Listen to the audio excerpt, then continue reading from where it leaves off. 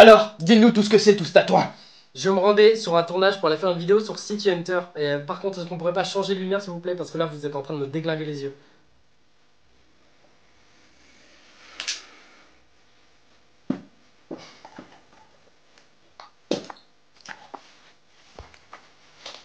En fait, ce serait vraiment plus simple si j'avais mon sac pour tout vous expliquer. Il est où son sac ici? Son sac à dos? Son cartable? Oui. Ok, merci.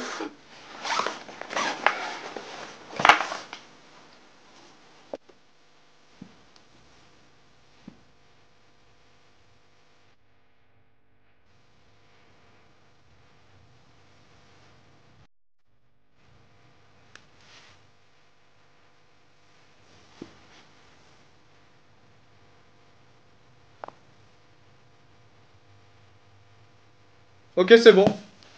City Hunter est un manga, un shonen plus précisément, sorti en 1985 et réalisé par Tsukasa Ojo. La série compte un total de 35 volumes disponibles aux éditions Panini en France. Un animé de 140 épisodes est d'ailleurs sorti en 1987, soit 2 ans après l'arrivée du manga. Tsukasa Ojo est né le 5 mars 1959. Il suit une scolarité au collège où il participe au concours Tezuka pour aider un camarade et il commence un manga tiré du livre Koe no Amide Oshishinishi. De base, il ne voulait pas devenir mangaka et voulait simplement réaliser un one-shot afin de se faire un peu d'argent.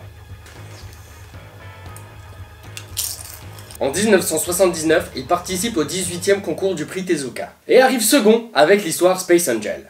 Un autre one-shot, Cat Size, est publié dans un numéro spécial de Shonen Jump en janvier, dont un teaser apparaît dans le numéro 29 du Jump, sous le nom de Sexy Dynamite Girls. Au vu du succès énorme de ce dernier et sans que Tsukasa Ojo ne soit au courant, son éditeur va alors présenter son projet Cat Size à la rédaction, qui va accepter évidemment la série Cat Size, et en 1983, Cat Size est adapté en animé. 2 ans après, commencera donc City Hunter.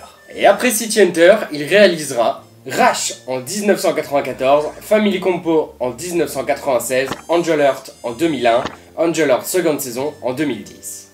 Tu te fous de notre gueule ou quoi? Y'a quoi d'autre dans ton sac?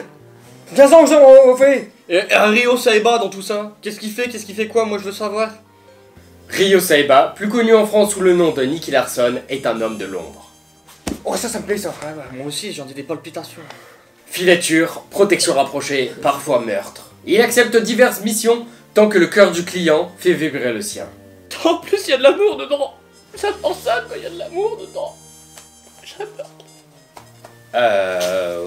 Ouais, il pense qu'à l'amour, ouais, c'est ça, ouais. Juste l'amour, vraiment, c'est son truc, l'amour. Ouais. Son partenaire, Hideyuki Makimura, est un ancien policier qui se fera assassiner par le cartel Union TOP. Sa sœur, Kaori, plus connue sous le nom de Laura, décide alors de prendre la relève de son frère comme partenaire auprès de Ryo. Et dès l'instant où Laura rejoindra les côtés de Nikki, il décidera de ne plus tuer. Il cachera même le plus souvent ses sentiments. Et son passé ne sera jamais d'ailleurs vraiment abordé. Il s'amusera d'ailleurs à jouer au jeu de la séduction, avec de très nombreuses demoiselles. Un jeu en effet car en fait, Ryo et Kaori s'aiment secrètement l'un l'autre. Et ça c'est bon. Mais ils ne se l'avoueront pas, car pour lui il ne peut tomber amoureux d'elle à cause du milieu qu'il côtoie. Et d'ailleurs, comme il le dit lui-même, une femme peut tomber amoureuse d'une personne pour le reste de sa vie. Moi je ne le peux que de temps en temps. Oh vas-y, c'est trop beau. C'est magnifique. Je vais me le faire tatouer sur les fesses. Ah, de quoi, comment ça? De quoi? Non t'inquiète. Ah bah après, quoi?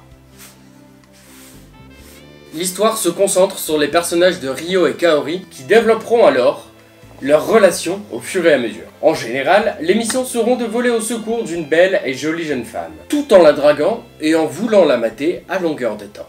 Sous la douche, quand elle se change, à la piscine, dans les cabines d'essayage d'un magasin, quand elle sera trop éméchée et qu'il pourra alors peut-être en profiter. Sa seule motivation donc à travailler est donc, bien évidemment, une belle femme. Et Kaori dans tout ça, elle en pense quoi? Me dis pas qu'ils vont plus voir parce que là mon cœur le supportera pas. Bien souvent, malheureusement, ils n'ont pas beaucoup d'argent. Et malgré ça, une fois que Kaori a le dos tourné, Ryo ne va pas pouvoir s'empêcher de demander à la fameuse jeune femme de ne pas donner d'argent, mais de les payer en fait en nature. Contre du sexe quoi. Non, j'y crois pas. Non. Bon, et toi là, Bambino, là, tu te foutrais pas un petit peu de nous? Il est où le rapport avec ton tournage et tout ça là? Ben justement, il est là le rapport. Ouais, je l'ai vu ce film là, je me rappelle avec le zizi, on voit les zizi et tout, c'est trop bien. Non mais je me rappelle de tout le reste du film. C'est juste avec le parfum qui fait pchit là. Mais ça va, explique. Réalisé par Philippe et Pierre Lachaud, Nicky Larson et le parfum de Cupidon est sorti en salle le 6 février 2019. Et ils ont tous deux découvert la série Nicky Larson dans les années 80 avec le Club d'eau. Club Dorothée quoi. Leur mère enregistre même quelques épisodes afin que le jeune Philippe puisse les regarder en rentrant des cours. Ça c'est mignon. L'idée du film était présente dans la tête des deux frères depuis un bon moment. Philippe avait eu l'idée du parfum car rendre un amour impossible possible grâce à un parfum, cela correspond bien à la relation entre Nicky et Laura et à ce que l'on peut retrouver d'assez farfelu dans l'univers de Nicky Larson. Ah ouais, donc en fait ils sont totalement partis sur l'idée qui rejoint, qui continue la ligne de Tsukasa Ojo. Exactement, Tsukasa Ojo a lu le premier script du scénario. Et de là ils ont eu un accord de principe. Mais Tsukasa Ojo a eu un droit de regard et de veto jusqu'au bout. Et ils ont donc écrit le film durant près d'1 an et demi sans être sûr que ce dernier puisse un jour voir le jour. C'est d'ailleurs même Tsukasa Ojo qui a eu l'idée du soulèvement de la jupe de Laura dans l'une des scènes finales du film. Ah ouais, cette scène elle était vraiment dingue.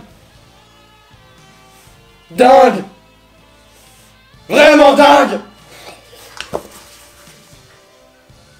La voix française de Nicky, Vincent Ropion, est même présente dans le film, ça vous l'aviez peut-être pas vu. Et on entend même le générique français du film, chanté en mode un peu jazzy, par Jean-Paul Césari, qui n'est autre que l'interprète original du fameux générique de Nicky Larson. Laura et Mammouth sont très ressemblants au personnage que Tsukasa Ojo a créé. Les scènes d'action sont très bien réalisées et les chorégraphies sont au top. Mais le film il a été mal perçu en France, non? Ouais, j'ai entendu des petits otakus là qui disaient que ça allait vraiment être à chier. Mais une grosse merde, une grosse chiasse, tu sais quand tu fais de la diarrhée, ça dégouline dans ton jean. Tu sais quand t'es en soirée, t'as trop bu, tu chies, c'est une coulante. Tu sais, ce genre de film là. Enfin, j'ai entendu dire ça. Moi, c'est pas moi qui dis. Bah en effet, juste avant la sortie du film, rien qu'avec les premiers visuels, juste les petites affiches et les concepts des personnages, les gens ont déjà craché sur le film. Et à la sortie de la première bande-annonce, c'était pire. Personne n'était convaincu, personne ne croyait en ce film, tout le monde a craché dessus, disant que les personnages ne ressemblaient pas du tout à l'univers de Tsukasa Ojo. Que les scènes avaient l'air plates, l'histoire un peu niaise, comme quoi les scènes d'action avaient l'air un peu plates, comme quoi l'histoire ne correspondait même pas à l'univers de Tsukasa Ojo. Et alors, comme je l'ai déjà dit, c'est Tsukasa Ojo lui-même qui a aimé et validé ce script. Donc les gens vraiment ont craché sur le film alors même qu'ils ne l'avaient pas vu. Ce qui arrive bien souvent d'ailleurs. Et ce qui est surprenant, c'est que le film a été extrêmement bien reçu au Japon. Et bien évidemment, ça on pouvait s'en douter, certaines scènes n'ont pas vraiment plu aux Japonais. Comme celle du début où on voit un pénis, pour le Japonais c'est pas forcément top de voir ça à l'écran. Ou alors le fait de parfois trop accentuer sur le côté obsédé de Nicky, ça fonctionne facilement dans le manga, mais en film, c'est plus difficile. Bien que le film ait donné principalement des références françaises comme celle d'Olivier Tom, ou encore même celle de Dorothée, dans l'ensemble, le film a été apprécié par les Japonais. Ce qui n'est pas le cas encore d'une bonne partie des Français, malheureusement. Et il se peut même qu'un jour une suite voit le jour, mais pour ça, rien n'est certain. Et pour ma part, j'ai apprécié le film. L'humour était présent, les personnages étaient assez bien développés, c'était ressemblant, les scènes d'action étaient top, on a entendu les musiques du film, Philippe Lachaud, contrairement à ce qu'on peut dire, pour moi il incarne très bien le personnage de Nicky Larson. Et bien évidemment, ce film est une adaptation, donc ce ne sera jamais fidèle à 100% à l'œuvre originale, et c'est pour ça qu'on appelle ça une adaptation. On adapte les choses un peu à notre manière, à la manière dont Philippe et Pierre Lachaud voyaient les choses, et pour moi, ce film est une réussite. Bien plus que certains films et blockbusters que peuvent nous sortir les Américains, pour moi, Nicky Larson et le parfum de Cupidon est l'une des meilleures adaptations de manga qu'on ait pu avoir à travers le monde. Je sais qu'il y a énormément de films qui ont plu, comme par exemple Aelita qui a été pour moi aussi une énorme bonne surprise. Ça fait également plaisir de pouvoir dire qu'en France, on est encore capable de sortir de bons films. Surtout un film adapté de manga. Ça c'est beau. Bon bah ok, je suis convaincu. Ah, plus con que vaincu.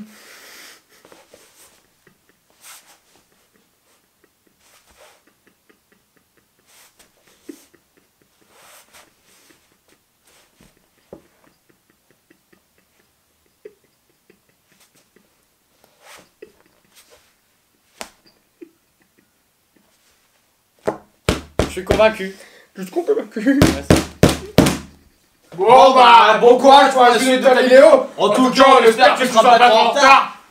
Merci vraiment, en tout cas, n'hésitez pas aussi à vous abonner, hein, ça ferait plaisir. Pas de soucis.